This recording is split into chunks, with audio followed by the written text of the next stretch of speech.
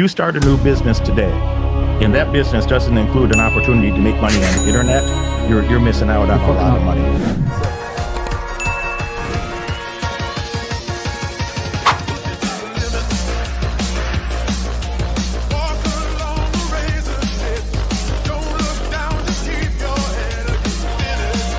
Hey, what's going on, guys? Welcome to the Fresh and Fit Moneyclips YouTube, where we highlight valuable insights from guests on crypto, real estate, credit cards, and more. Let's dive into what Brandon Carter and Derek Moneyberg have to say about stocks and financial success. We got like should I read the chats, Chris, or no? Okay, so what we'll do I'm just kidding. I love y'all. I love y'all. So what we'll do is so what's the, because right now, you know, with the stock market, right, it's been 7 weeks down, cryptocurrency has been crashing, the current state, things have been going crazy. So Derek, you're an expert in the market. What's your analysis of what's going on and what's your take on things? Yeah, I can give bullet points about it, but you know, the thing is you know, the way that you have a deep expertise in your areas of success, or Brandon has in his area, that I spent 35 years thinking about business. Yeah, I made my first entrepreneurial money when I was 7. I had my first rental properties when I was 19, and I was making investments in the stock markets in my later 20s. So it's easy for me to give some bullet points, but if you don't understand how the pieces fit together, you know, I wouldn't call that actionable information. So if you don't really understand, you know, how the market works and how economics works, then, you know, I wouldn't tell you to take advice on that information unless you're very comfortable. But yeah, I think, you know, currently it's kind of unprecedented, and it is unprecedented in our lifetime that it's been 90 years since the markets had 7 weeks in a row down. And, you know, a lot of people, there's a lot of wealth evaporated, literally trillions of dollars. It's about $7 trillion down in that 7 weeks time. Damn. So, and you people will say, oh, that's because of all the money printing and all the you know, federal stimulus. So, you know, the Federal Reserve Bank expanding their balance sheet, etc. Well, they only put about 5.5 trillion, 5.4 trillion in new money out there. The market's down 7 fucking trillion. So it's more money than they added that is evaporated in that 7 weeks time. So I think, you know, a lot of people are scared. There's a lot of concerns about, you know, serious recession next year, that people, if that happens, people are going to lose their jobs. If you look at the housing market, I know that you know a lot about housing, and you're developing a nice real estate portfolio yourself. And if you look at the housing market right now, you know, with rents going up as much as they are, and, you know, and then interest rates rising, you know, it's about 45% more expensive to buy a house than it was a year and a half ago. Yeah. You know, because that extra 2% interest compounded over a 30-year amortization and, you know, 30-year loan. Yeah, we're up to well over 6% now. Yeah. So yeah, and you're paying a lot of money. I have closing on a property this upcoming Wednesday in a couple days, and you know, I'm happy to have that locked in. But, you know, I only have a 5-year rate for 4.25%. It's not a 30-year fixed, because I'm getting 4.25%. Yeah. Yeah. Nice, smart. But I don't, you know, we'll see how things go 5 years from now. I might be really happy about that, or I might regret it in 4 years. And, I don't pretend to be able to predict the future. You know, nor could Warren Buffett, nor could any Federal Reserve chairman. And they're not, you know, the Federal Reserve Bank's not in a position to back off and lower interest rates, which would be their normal go-to mechanism. So, you know, that means people are going to be paying higher prices for things and not have the same income, and that's a very scary place for a lot of people. Wow. Yeah, and I think that's a great point that you made, as far as, like, you know, if they spike interest rates too high, it's going to mess everything up. So it's like, they're not really in a position to really want to increase the rates, because we know what happens when they increase the rates, but at the same time, inflation is eating up and wages aren't necessarily going up. So yeah, it's a very difficult place to be in, man. And then, you know, again, the first person you got to lead is yourself. You know, and I'll go back to the negotiation part, is that if you can't negotiate with yourself to do the things that you know you're supposed to do when you're supposed to do them, whether you feel like it or not, you know, if you're part of this culture that's more concerned about your feelings than your goals, I mean, success is not for everybody, you know? It's not for everybody. Success is not for everybody. Yeah. It's true. If you like your feelings more than your goals, if you're concerned about your short-term emotions more than your goals, then, I mean, just you know, maybe skip this episode. Maybe this ain't gonna be, you know, probably you're gonna cry and shit. Yeah, man, the drunk hoes will be on later, man. Yeah, you're gonna talk about shit. You probably,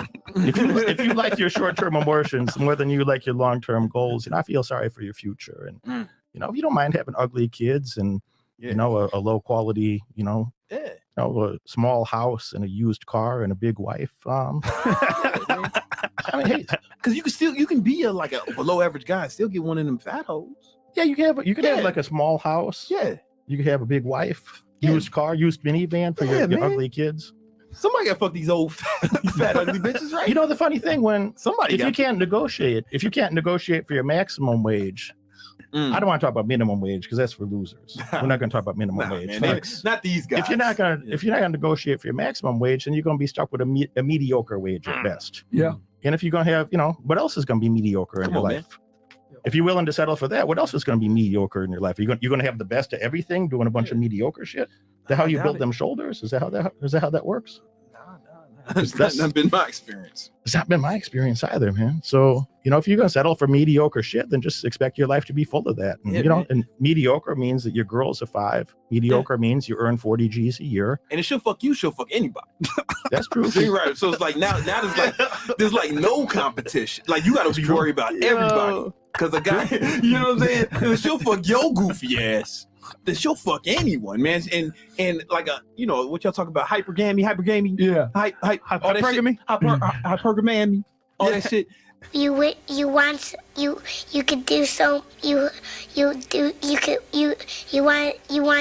to do you so much you could do anything. Everybody's better than you, right? So like, the first chance she get, man, she'll go from you to the motherfucker. Oh, this motherfucker's on the fries. He's doing the fries. Probably the rest of you got the mop. He's got the fries, so he's going someplace. Now she fucking the guy with the fries, and it's an upgrade. $5 might be running the grill soon. Come on, man. You never know. You know what I'm saying? So she'll fuck your poor goofy ass, man. Who won't she fuck? Yo, and that's a good point. I don't want to say this too because you brought up a really good point. Mediocrity snowballs, guys. You got to understand that when you do and this is why I say all the time, it's so important to have your mindset right, because your mindset is going to be foundation to everything else you do in life. So if you're a loser mindset, you're not going to take your ambition and create something tangible, whether it's a business, a physique, making more money, with scaling up your business. You're not going to, mediocrity works in waves, man. So it's true. If you're a loser from a business standpoint, more than likely you're going to be a loser in other endeavors in your life. And that's going to attract what? Other loser people into your life. And who are the loser people? The fat hoes that y'all don't want in the first place. Yeah. You got to settle for them, man. You gonna hang out with loser ass dudes? Are those gonna be the most loyal people? Come on, man. Are those people that are gonna inspire you to be your best self? Come on, man. Are those people gonna be maximum wage earners or mediocre wage earners or worse? I don't want to talk about minimum wage. Oh man, don't talk about that. They might as well just turn this shit off if you're trying to work at McDonald's or do some minimum wage. Guys, I know this sounds fucked up. A lot of you guys might be offended by this conversation. 40K a year is mediocre, whatever. That's fucking average. And that is mediocre because we're talking about building an abundance of money so that when the recession does fucking hit, you're not sitting there crying over $5 gas. I want you guys to be in a position when they say $10 gas, you'll be like, yeah, whatever. And if that's you right now, as long as you're not happy with it, right? Anybody who's out here working, making money, if that's where you at right now, cool, right? That's but fine. let's elevate. Yeah. You know what I'm saying? Let's not settle. You know what I'm saying? My thing is, you could say, okay, cool, I don't care about it, whatever. I'll stick to my current plan. Here's the problem though. There's a big divide between the rich and the poor.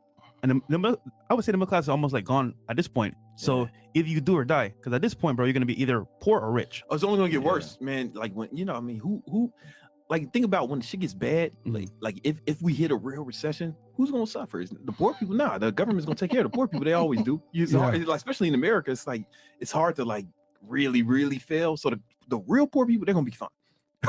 Right? They won't notice significant change. Yeah, they'll continue to get their Section 8. Continue to get their Section 8. They'll continue not pay their rent. They'll continue to get evicted by people like me. The rich, whatever. You know what I'm saying?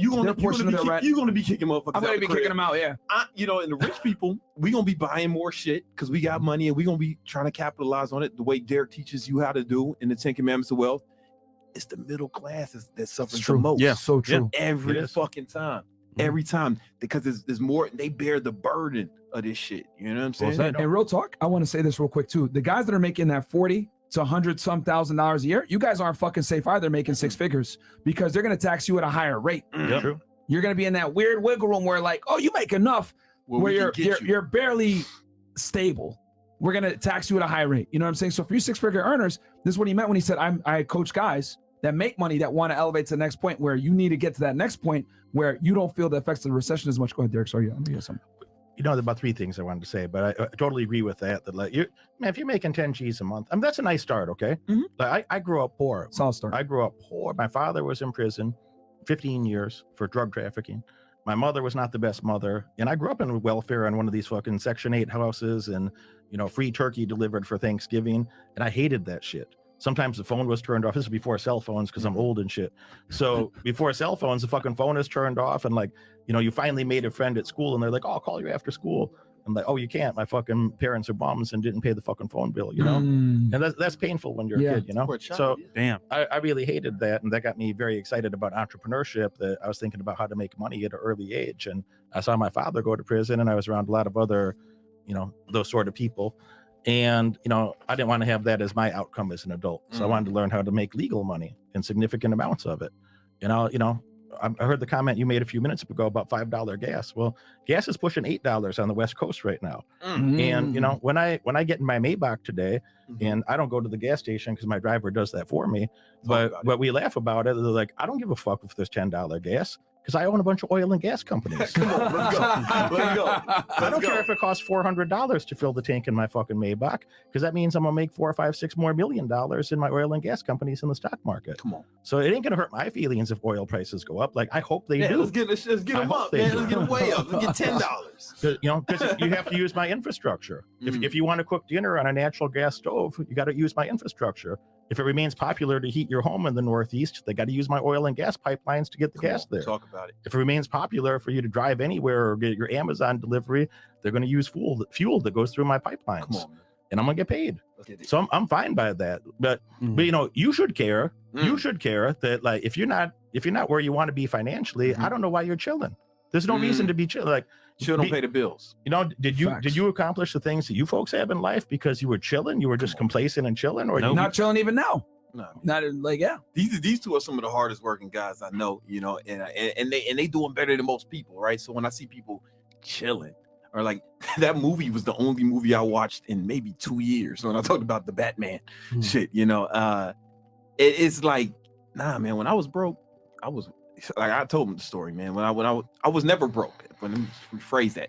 I struggled financially, but I didn't allow myself to be broke because it's a choice, right?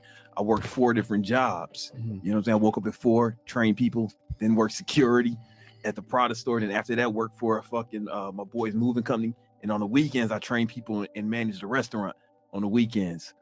So I'm working 12, 14-hour days, 7 days a week for years, right? Because I just refuse to be broke. Being broke is a choice. I want to say this too real fast.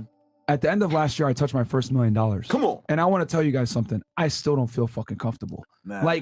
If anything, all I was yo, I need to make more money. I'm looking at the stock market. I'm looking at crypto. Yeah. I'm looking at real estate. I'm I need to make more money, because guys, you need to be at a point. And I love what Derek just said just now.